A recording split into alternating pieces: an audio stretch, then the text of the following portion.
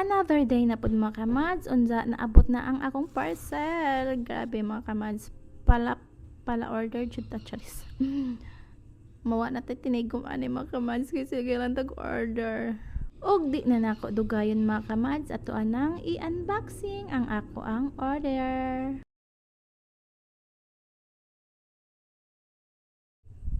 Wow! Kining first na ako ang gigunitan mga kamads, mao na ang TNW E37 wireless lavalier microphone. Og ang color ani mga kamads kay black. Second mga kamads, mao na ang TNW P08. Mao ni siya ang latest version mga kamads kay 360 rotation na ni sidza bisan asa ka mga kamads libuton ka og sunod-sunod ani. Ang color gihapon ani mga kamads kay black. Third mga kamads, but not the least, ang TNW Selfie Stick Ace 30. Naaghapon ni siya different color mga kamads.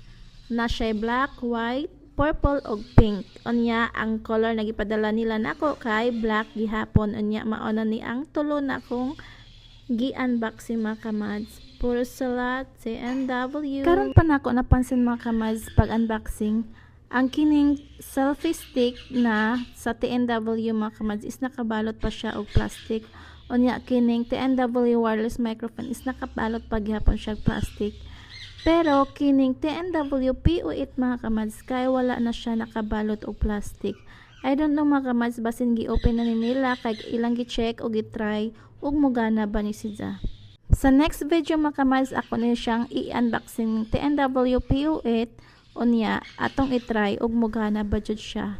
Ako ra ni silang itag-sa-tag sa unboxing mga kamads. Unya update ra mo sa ako ang video pohon. Thank you for watching.